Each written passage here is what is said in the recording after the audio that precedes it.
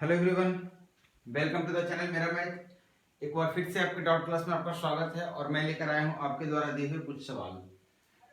देखिए, dot class में आपको पता है क्वेश्चन भेजने के लिए आपको टेलीग्राम ग्रुप ज्वाइन करना होता है। फेसबुक ग्रुप को ज्वाइन कर लीजिए और दोनों का डिस्क्रिप्शन में लिंक दिया हुआ है, तो आप जल्दी से ज्वाइन कीजिए और जो भी क्वेश्चन आपको दिक्कत होता है मैथ में आप मुझसे पूछ सकते हैं। देखिए, आज का डॉट का जो पहला क्वेश्चन है, आज की इस क्लास का जो फर्स्ट क्वेश्चन आपके स्क्रीन पे आप देखिए। इस क्वेश्चन में एक छोटी सी चीज है जो आपको समझ में नहीं आई होगी और एक छोटा सा कॉन्सेप्ट है, शायद उसकी जानकारी आपको नहीं हुई होगी, उसके कारण ये क्वेश्चन आपसे नहीं बना है। क्वेश्चन छोटा सा है, करें किसी तीन पदार्थों के आयतन का अनुपात, आयतन बोलते हैं वॉल्यूम को, ठीक है। तो आयतन का अनुपात बोल रहा है 3, 4 और 7। कोई भी तीन पदार्थ मैंने नाम दे दिया ए, बी और सी। बोल रहे हैं तीनों पदार्थों के समान आयतन के भार का अनुपात, समान आयतन के भार का अनुपात, इसको डेंसिटी ये बोलना चाह रहा है। ये क्या बोलना चाह रहा है? डेंसिटी। यही आपको समझना था। अब बोल रहा है कि कितना डेंसिटी दिया हुआ है, 5, 2 और 6। बोल रहा है यदि इन तीनों पदार्थों को मिलाकर एक नया पदार्थ बनाया जाता है जिसका भार 65 kg है, तो आपको बताना है मिश्रण में दूसरे पदार्थ का। तो यहाँ पे एक वर्ड यूज किया था, मिश्रण में दूसरे पदार्थ, वो इसको दूसरा पदार्थ बोल रहा है, इसको पहला पदार्थ और इसको तीसरा पदार्थ। तो आपको इसकी वैल्यू पूछ रहा है। जैसा कि मैं आपको बताया, एक फॉर्मूला यहाँ पे आपको यूज आएगा, उसको फॉर्मूला को बोलते हैं क्या? डेंसिटी और मास और वॉल्यूम का रिलेशन। तो मास बराबर क्या होता है, याद है आपको? ये फिजिक्स से फॉर्मूला आता है, डेंसिटी गुना वॉल्यूम। आपको याद रखना है जो मास का जो फॉर्मूला होता है, इस पे सवाल जब भी आएगा तो इसी टाइप का सवाल आएगा, इससे ज्यादा सवाल नहीं आना है। इतना ही में सवाल आता है और इसका एक फॉर्मूला आपको याद रखना है। जो मास होता है, वो डेंसिटी और आयतन के गुणनफल के बराबर होता है। आप मुझे बताइए, डेंसिटी का रेशियो दिया हुआ, आयतन का रेशियो दिया हुआ है, मास मतलब किस बात की बात हो रही है? भार की बात हो रही है। और भार आपको बता रहा है तीनों मिलाने के बाद 65 kg का भार होता है। तो आप तीनों मिलाएंगे तो आप बता सकते हैं जो भार है, जो मास है, उसका रेशियो क्या होगा। तो आप कहेंगे सर 5 × 3 15, 4 × 2 8 और 7 × 6 42। तो ये जो रेशियो निकल कर आया है, क्या चीज का रेशियो निकल कर आया है? भार का रेशियो निकल कर आया है। और आपको बता रखा है टोटल भार कितने केजी का है, तो 65 kg का है। टोटल भार 65 kg का। आप मुझे बताइए, इसको जोड़ेंगे तो टोटल कितना होगा? 42 + 8 50 + 1 65। तो 65 यूनिट की जो वैल्यू है वो कितनी आ गई? 65 kg। तो एक यूनिट की वैल्यू कितना हो गया? 1 kg। आपसे पूछ रहा था किसके बारे में? तो आपसे पूछ रहा था सेकंड वाले, दूसरे के बारे में। दूसरा कितना यूनिट का है? 8 यूनिट का है। तो 8 यूनिट के वजन कितना हो जाएगा? 8। आपसे फर्स्ट का पूछता तो 15 और सेकंड का पूछता, थर्ड का पूछता तो 42। ये सिंपल सा एक क्वेश्चन था। नेक्स्ट क्वेश्चन जो आपके स्क्रीन पे है, इस क्वेश्चन को आप देखिए। इसमें थोड़ा सा मिस्टेक है, या तो क्वेश्चन लिखने में ऑप्शंस के अनुसार, या फिर ऑप्शंस में क्वेश्चन के अनुसार, इसलिए मैं ऑप्शन आपको नहीं दिया हूं। जिनका क्वेश्चन आपको पता है क्या इसका ऑप्शंस है, ऑप्शंस में मिस्टेक है, आपको अभी पता चल जाएगा। क्वेश्चन कर रहा है कि टोटल 15 खिलाड़ी हैं। टोटल ध्यान दीजिएगा, 15 प्लेयर्स हैं टोटल, जिसमें से इसी में 15 में से 15 प्लेयर हैं जिसमें 5 गेंदबाज हैं। क्या है? 5 आपके इसमें क्या है? बॉलर्स हैं। तो आपको ये चीज बोल दिया है। अब बोल रहा है कि कुल कितने प्रकार से टीम का चयन किया जा सकता है ताकि टीम में कम से कम 5 गेंदबाज हो। आप मुझे बताइए, आपको एक टीम बनाना है। टीम बनाना हो, क्रिकेट टीम मतलब 11 प्लेयर की आपको जरूरत है। 11 प्लेयर की आपको जरूरत है, तो आप क्या करेंगे? आप कुछ बॉलर लेंगे, कुछ बैट्समैन लेंगे। आपको क्वेश्चन में करा 5 बॉलर लेना है फिक्स है। आप बताइए, आपके पास टोटल 5 ही बॉलर हैं।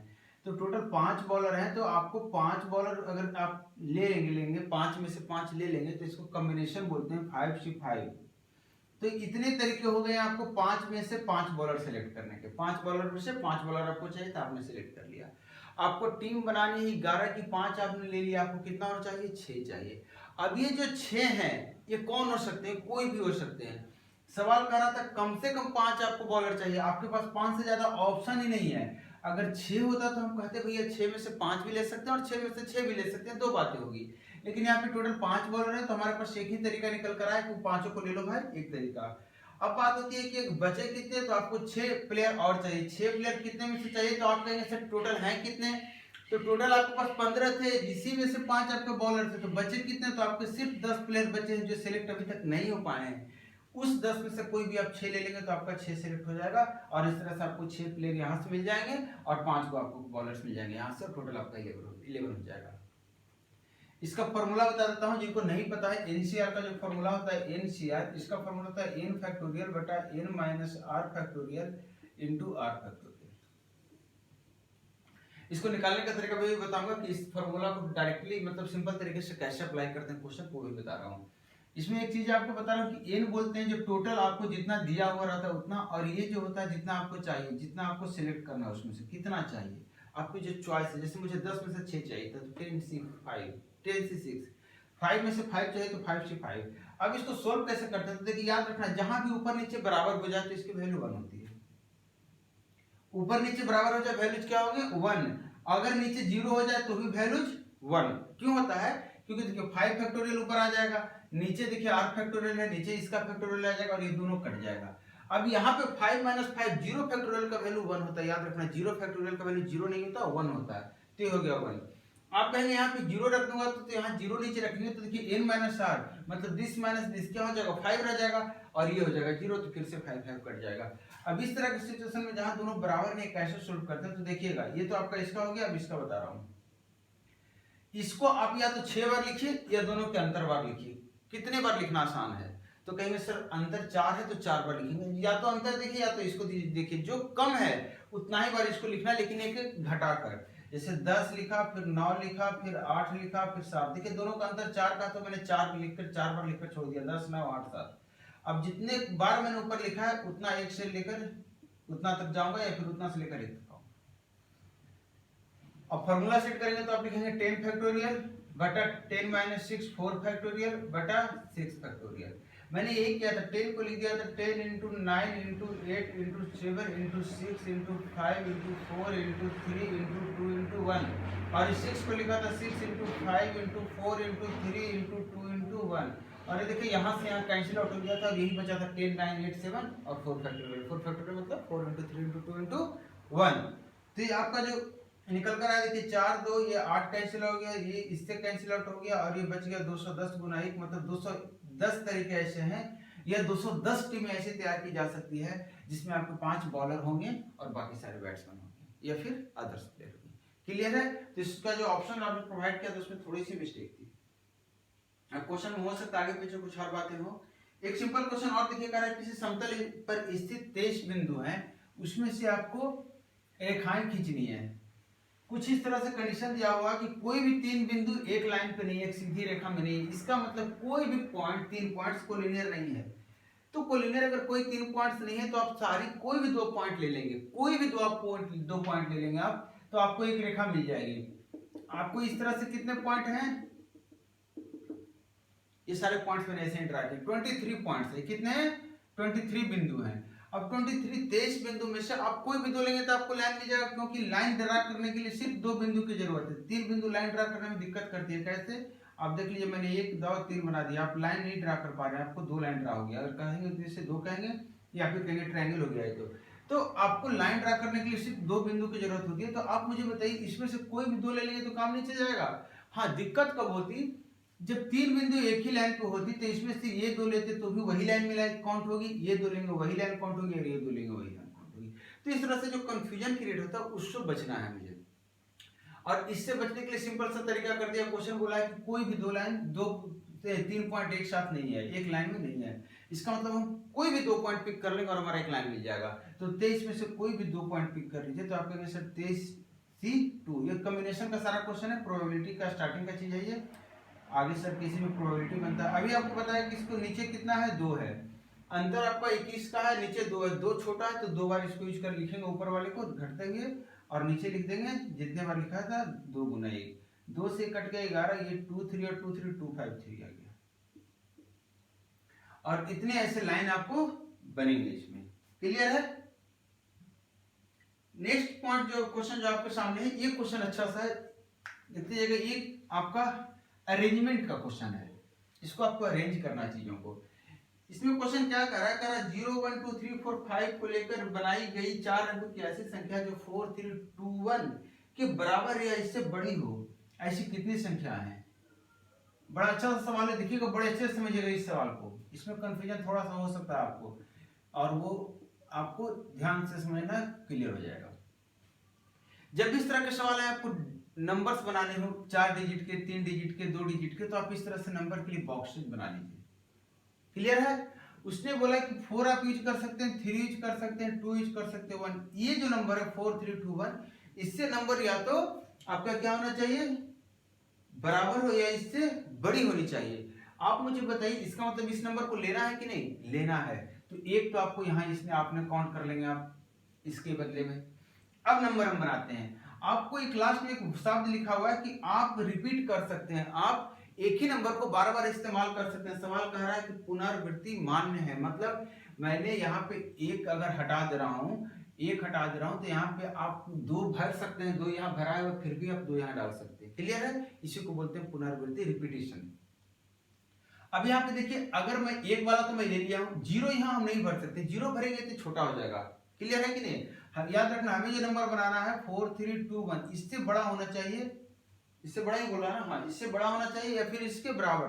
तो बराबर का हमने ले लिया। बड़ा होने के लिए 1 को अगर हटा के हम कुछ डालना चाह रहे हैं तो हम क्या डालेंगे, 1 से बड़ा डालेंगे। क्लियर है कि नहीं है, 1 से बड़ा डालेंगे। तो यहाँ पे हम 2 डाल सकते हैं, यहाँ पे हम 3 डाल सकते हैं, यहाँ पे 4 डाल सकते हैं, 5 भी डाल सकते हैं, डाल सकते हैं कि नहीं। क्यों डाल सकते हैं 5, क्योंकि हम 5 हमें नहीं लिया अभी तक। 4 क्यों डाल सकते हैं, क्योंकि रिपीटेशन अलाउड है। 3 क्यों डाल सकते हैं, क्योंकि हम यूज कर सकते हैं एक ही डिजिट को बार बार। तो आपको पता चला कि इस फील्ड को भरने के लिए आपके पास 4 तरीका है, जबकि ये मैंने चेंज नहीं किया, इसको मैंने फिक्स रखा। मतलब ये भी एक तरीका भरने का, ये भी एक तरीका, ये भी एक तरीका। सारे तरीके को गुना कर दीजिए तो पता चलेगा 4 तरीका यहाँ से निकल आ गया, ये भी आपका इसके साथ ऐड हो जाएगा। अब हमारे पास टोटल 5 तरीके आ गए या 5 नंबर इस तरह के आ गए। नेक्स्ट स्टेप पे बढ़ रहे हैं हम आपके साथ। तो आप मुझे बताइए कि आपने, मैंने बोला 4 फिक्स कर दिया था, 3, अब मैं 2 को हटा दे रहा हूं। याद रखना 2 वाला नंबर मैंने 2 से स्टार्ट होने वाले सारे नंबर ले लिए, सेकंड प्लेस पे 2 था, तो अब सेकंड प्लेस पे हम 3 रख सकते हैं, 4 रख सकते हैं और 5 रख सकते हैं। रख सकते हैं कि नहीं, 1 रख सकते हैं, नहीं रख सकते। 1 रखेंगे तो नंबर छोटा हो जाएगा जो हमें चाहिए इससे।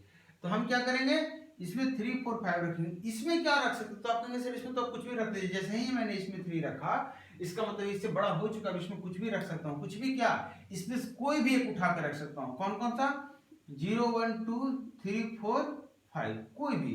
टोटल कितने तरीके इसको भरने को हो गए, 6। इसको भरने के 3, इसके हमारे 1 थे, इसके हमारे 1 है, तो 6 3 18 तरीका आपको यहां से मिल गया। देखते जाइएगा। एक और ऑप्शन लेके चलते हैं हम। अब हम इसको चेंज करेंगे, तो आप इसको 4 तरीके से, एक तरीके से भर के रखिए, फिक्स कर दीजिए 4। अब यहाँ पे 3 का मैंने ले लिया है, तो अब 4 यहाँ पे भर सकते हैं या 5 भर सकते हैं। मतलब इसको भरने के लिए मेरे पास सिर्फ 2 तरीके हैं। इसको भरने बोलूंगा तो कहेंगे सर आप कोई भी डिजिट उठा के डाल दें, मतलब 6 में से कोई भी एक भर दे, तो 6 C 1 भी इसको लिख सकते हैं, लेकिन आप डायरेक्टली से लिखिए, 6 लिखेंगे। इसको भरने के कितने नंबर डिजिट है आपके पास, 6। इसके लिए भी है क्योंकि रिपीटेशन अलाउड है, तो 6 6 कितना हो गया, 36 और 2 72, आपको यहाँ से मिल गया 72। सब जुटेगा क्योंकि सब अलग अलग तरीके से निकाल रहे हैं। एक आखिरी मैं ले रहा हूं, यहीं पे लिख दे रहा हूं, उम्मीद है आपको बोर्ड दिख रहा होगा। तो इसमें जो आपके सामने आ रहे हैं, क्या आ रहे हैं, तो आप कहेंगे सर यहाँ पे 4 को हटाकर आप 5 कर दीजिए। अगर 4 को हटाकर मैं 5 करूंगा तो आप बताइए इसको भरने का कितना तरीका हो गया। आप कहेंगे सर 1। मैं बोलूंगा इसको भरने का, तो आप कहेंगे सर इसमें तो कोई भी भर सकते हैं। इसको भरने का 6, इसको भरने का 6, इसको भरने का 6, इसको भरने का 1, मतलब 216 तरीका आपको यहाँ से निकल कर आ गया। अब आप टोटल जोड़ेंगे तो आप बताइए 216 यहाँ से हो गया, 72 और 18 90 होता है, और 90 और 216 और 4 कितना हो जाता है आपका 220 से 90 310, और एक ये आगे टोटल मिलाकर कितना हो गया 311। ऐसे नंबर्स मिलेंगे या 311 ऐसे तरीके हैं नंबर्स बनाने के। क्लियर। अगर नंबर इंक्लूड नहीं करने बोलता तो मैं इसको हटा देता और उस केस में क्या आ जाता हमारे पास 310। उम्मीद है आप समझ रहे होंगे। तो अगर सवाल समझ में आती है या कोई कंफ्यूजन रह जाता है या किसी भी तरह का सवाल दिमाग में आती है, आप हमें कमेंट जरूर करके पूछ लें हमसे। कुछ ऐसा होगा तो हम नेक्स्ट क्लास में लेकर आएंगे आपके उस सवाल का जवाब। कुछ ऐसा होगा हम क्लियर करेंगे, लेकिन क्लियर करेंगे क्योंकि ये डॉट क्लास है और आपके डॉट ही यहाँ क्लियर होते हैं, तो आप अपने डॉट से बेझिझक हमसे पूछ सकते हैं, कोई भी दिक्कत नहीं है। अब नेक्स्ट सवाल जो देखिए, एवरेज का बड़ा सुंदर सा सवाल है। कह रहा है किसी कक्षा में 35 छात्रों की औसत, देखिएगा अच्छे से समझिएगा, मेरा जो तरीका होता है बताने का, मैं कोशिश करता हूँ एकदम सिंपल तरीके से आसान भाषा में आपको समझा दूं। करा किसी कक्षा में 35 छात्रों की औसत ऊंचाई इतनी है, औसत हाइट दिया हुआ है। उस कक्षा के 3 छात्र जिनकी औसत ऊंचाई 4 फीट 10 इंच है, ये लोग नई कक्षा में चले जाते हैं, जबकि 6 छात्र जिनकी कुल ऊंचाई देखिएगा 33 फीट 4 इंच है, वह उस कक्षा में शामिल होते हैं। अब उस कक्षा में छात्रों की औसत ऊंचाई क्या है? इस सवाल को अगर आप मेरे तरीके से समझेंगे तो कुछ नहीं करना, सिंपल तरीका मुझे बताइए कि 3 लोग चले गए हैं, ये हाइट इनकी कितनी है? तो कहेंगे सर एवरेज से 8 इंच ज्यादा है एक लोगों की, क्योंकि एवरेज ये है। ये ध्यान रखना, ये आपका टोटल है 6 लोगों का, लेकिन ये आपका एवरेज है, ये आपका एवरेज है, ये एवरेज है 3 का, ये एवरेज है 35 का। ये वो लोग हैं जो स्टार्टिंग में कक्षा में थे, ये वो लोग हैं जो चले जाते हैं, ये वो लोग हैं जो बाद में आते हैं। आपको नया एवरेज बताना है। क्लियर? आप मुझे बताइए, अगर 4 फीट 2 इंच वाले लोग चले जाते 3, तो कोई फर्क पड़ता है एवरेज में? नहीं पड़ता। क्लियर है कि नहीं है? इसका मतलब ये जो 8 इंच ज्यादा चले गए हैं, अगर किसी भी तरह से इसको 8 इंच पर हेड तीनों लोगों के लिए 24 इंच दे दिया जाए, तो हमारा एवरेज 4 फीट 2 इंच का इतना ही रह जाएगा। क्लियर है कि नहीं है? मतलब इसके जाने से इसके एवरेज टोटल में जो लॉस हुआ है, एक आदमी पे 8 इंच का लॉस हुआ, तो 3 आदमी पे 24 इंच मतलब 2 फीट का लॉस हुआ है। टोटल में से बात कर रहा हूं मैं, ध्यान दीजिएगा। ये अब यहाँ पे ये जो हुआ है कितने के लिए हो गया? 2 3 तो चले गए, मतलब 32 बचे। तो 32 का एवरेज क्या है? 4 फीट 2 इंच, लेकिन अभी भी 2 फीट कम हो रहा है टोटल में, मतलब 2 फीट जो है वो भी 32 में बटेगा, और वो जितना होगा वो सबके लिए माइनस किया जाएगा। क्लियर है? मेरा मोटिव क्या होता है कि जितना चीजें आप घटा रहे हैं, इस एवरेज को मेंटेन रखिए। जितना चीजें उतार चढ़ाव हो रही है, सबको फाइनल पकड़ लीजिए कितना उतार चढ़ाव हुआ, और वहां पे आप आइडिया सब्ट्रैक्ट कर दीजिए जैसा हो रहा है। अभी तक इसके जाने से आप देखिए एवरेज से कितना फर्क पड़ा है, तो कहेंगे सर 2 फीट बटा 32, इतना ही एवरेज फर्क पड़ा है। अब आगे बात करते हैं। 6 लोग आ गए, अगर 6 लोग भी देखिएगा 6 लोग आ गए, तो पहले तो इनसे 2 फीट लेके साइड कर लीजिए, क्योंकि आपको एवरेज 4 फीट 2 इंच बनाना है। तो अब इनसे 2 फीट ले लेंगे तो आपको कितना बचेगा? 31 फीट देखिएगा 4 इंच। 2 फीट मैंने इससे लेके यहाँ दे दिया, अब ये खत्म हो गया, उधारी इसका खत्म हो गई। अब 32 लोगों की एवरेज कितनी है? इतनी हो गई। अब मुझे बताइए 32 लोगों की एवरेज जितनी है, अगर इसी एवरेज वाले आ जाते हैं 6 लोग, तब तो एवरेज 38 लोगों की सेम रह जाएगी। तो इस एवरेज वाले आ जाएंगे तो कितने एवरेज लेकर आएंगे? तो कहेंगे सर 6 24 फीट और 6 दूना 12, एक 25 हो गया, 12 इंच मतलब 25 फीट, मतलब 24 से 25 फीट इसमें से अगर निकाल दें हम, तो हमारे पास जो बचेगा वो 6 फीट बच गया और 4 इंच। देखिएगा ध्यान से, मतलब ये जो अगर 6 फीट वाले 6 लोग जो आए, अगर 25 फीट टोटल लेकर आते, मतलब इसी एवरेज को लेकर आते, तो हमारा एवरेज यही का यही रहता। अभी तक हमारा एवरेज यही है, लेकिन इन लोग ने सब मिलकर ने 6 लोगों ने इतना ज्यादा लेकर आ गया है। इसका मतलब ये जो ज्यादा एवरेज लेकर आया है, ये अब सब लोगों में बटेगा। लोग हो कितने गए अभी तक? तो जैसे ही आपने इसको इनके साथ ऐड किया, तो 6 लोग यहाँ ऐड हो गए, और लोग कितने हो गए? 38 लोग, और इनकी एवरेज अभी तक आपने इतना किया, लेकिन आप इसको क्या करेंगे? तो ये एक्स्ट्रा निकल कर आया है, आप इसको दीजिए वापस सब लोगों में, तो 38 लोगों में इसको बांटिए, पता चल जाएगा एवरेज कितना बटा है। तो 12 छक 72 इंच में बदल रहा हूं मैं, 12 छक 72 और 4 76 इंच को अगर आप 38 लोगों में बांटेंगे, एक लड़के पे 2 इंच पड़ेगा, इसका मतलब एवरेज 2 इंच से बढ़ जाएगा। इसका मतलब नया एवरेज कितना हो जाएगा? 4 फीट 4। कोशिश किया हूं कि आपको एकदम आसान से समझाऊं, देखिएगा बहुत आसान से समझाया हूं, उम्मीद है आपको समझ में आया होगा। और ये हमारे इस डॉट क्लास का लास्ट क्वेश्चन था। नेक्स्ट डॉट क्लास में मैं फिर से आ रहा हूँ आपके साथ जल्दी ही, क्योंकि आज के पास मेरे पास और भी क्वेश्चन हैं डॉट के, तो उस डॉट क्लास में आपके साथ फिर से मिल रहा हूँ। तब तक वीडियो को देखिए, कमेंट करके हमें फीडबैक दीजिए और वीडियो शेयर कीजिए। Thank you.